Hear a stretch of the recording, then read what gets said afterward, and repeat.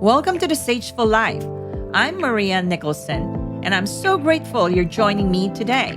Whether you're tuning in on YouTube, Spotify, Apple Podcasts, or catching clips on Instagram or Facebook, this space is all about embracing this next chapter with purpose and heart. If you haven't yet, please like, share, and subscribe on your favorite platform. It helps our community grow and keeps this movement going strong. And if you'd love some complimentary wellness and lifestyle resources, we've put together beautiful, helpful tools just for you. Click the link in the description below, drop in your email, and they'll be on their way to your inbox. You know what no one really tells you about growing older? Your relationships, every single one of them, will either grow with you or start to quietly unravel. Marriage, dating, friendship, your kids, even your siblings. Some of it deepens, some of it demands boundaries, and sometimes it completely transforms who you are and how you love. And honestly, that's not a bad thing. It's just real life. So let's talk about it. Let's talk about love that ages well. I want to start with one relationship that often gets the least attention but demands the most growth. You guessed it right, marriage. My husband and I have been together for decades. We've had highs, lows, and even seasons apart. Yes, there were times we weren't in the same place, emotionally, spiritually, even physically, and yet somehow we found our way back to each other. We are an interracial couple. He's American, raised Southern Baptist. I'm Filipino, raised and educated Catholic with deep cultural roots in family, tradition, and service. When we got married, we didn't just blend two cultures. We blended two entirely different emotional languages.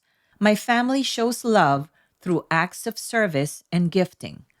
I grew up watching my parents serve each other. My mom would cook, clean, give her time. My dad would surprise us with small gifts, nothing extravagant, but it was his way of saying, I see you and I love you. My husband, he's all about words of affirmation and physical touch. He tells me I'm beautiful, that he's proud of me. He reaches for my hand when we walk, and in the beginning, I'll be honest, that was uncomfortable for me.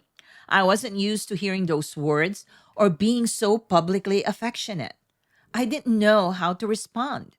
But now I see it. I feel it. I've learned to speak his language, and he's learned to speak mine. That's what love does when it grows up.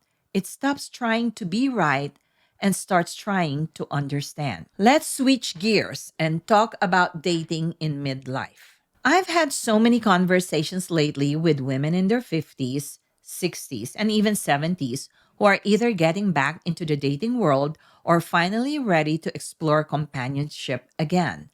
There's something incredibly powerful about dating at this age.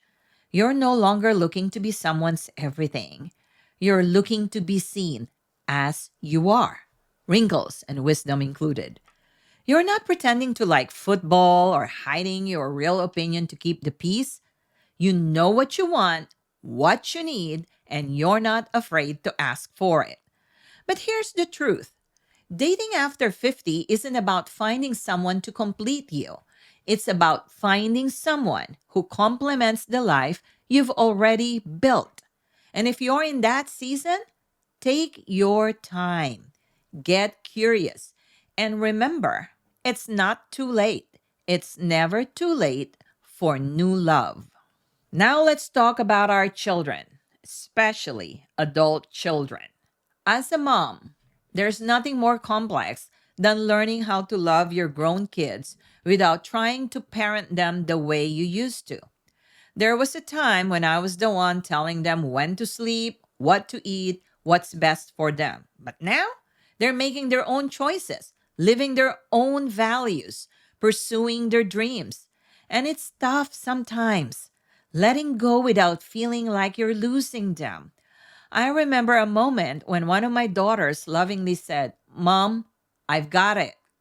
You don't have to fix this for me." That stopped me in my tracks.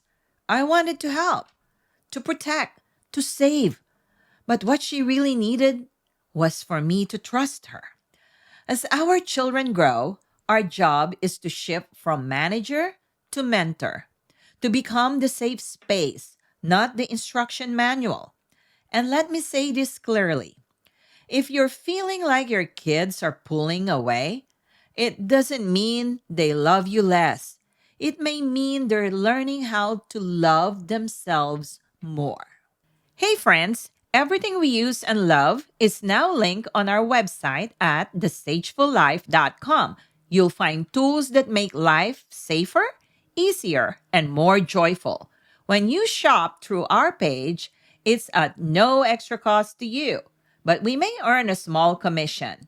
That helps us keep producing useful and empowering content for you and your family.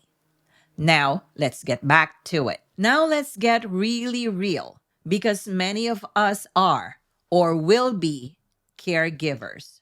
I've been there supporting a parent, making hard medical decisions, juggling appointments, emotions, the grief, the guilt. Caregiving has this way of stretching your capacity, but it can also stretch your sense of self thin if you're not careful. Boundaries are not selfish, they're survival. You can love deeply and still say, "I need help." You can honor your parents' journey while still honoring your own marriage, your health, your mental peace. Here's what I've learned: you can show up with grace and grit, but you also have to show up for yourself. No one can pour from an empty cup, so refill often. Find joy, even in small doses. Laugh with your friends. Go on that weekend drive with your spouse. Light the candle. Buy the flowers. These are not luxuries, they are life rafts. So, whether you're married, dating, solo parenting, or caregiving, this season of life calls us to choose how we love and who we love more intentionally than ever before. Let love be your daily practice, not just a feeling, but a verb. Speak their language, learn a new one, say the hard things, hug longer, listen deeper, laugh louder. Our relationships won't always look the same, and that's okay. Some will flourish, some won't. But the ones that age well, they're built on grace, growth, and a deep willingness to evolve together. If you've made it to the end of this conversation, thank you. Thank you for sitting with me in the messiness and beauty of relationships that grow and stretch with us. What love has taught me in my 60s is that it's never too late to start showing up more intentionally, whether in words, in service, in presence, or in peace. If this episode resonated with you, share it with someone you love. And as always, keep living the Sageful Life. Until next time, I'm Maria Nicholson, and I'll see you in episode 6. Thank you for being here. If today's conversation inspired you, please like, share, and subscribe on YouTube, Spotify, Apple Podcasts, or wherever you're tuning in. We're building something beautiful here, and you're a big part of it. Don't forget to check out our complimentary Sageful Life resources created to help you live more intentionally and joyfully every day. Just click the link below this video or in the show notes, enter your email, and it's all yours. Until next time, stay curious, stay grounded, and live sagefully. My niece gave out on the Roman Forum tour, and that was my wake-up call. In this episode, we talk about movement, medical truths, and why strength, sleep, and self-care matter way more than the scale. This one's for everybody over 50. So subscribe and be empowered. The content shared on the Sageful Life is for informational and entertainment purposes only. I'm not a licensed physician, therapist, or medical professional.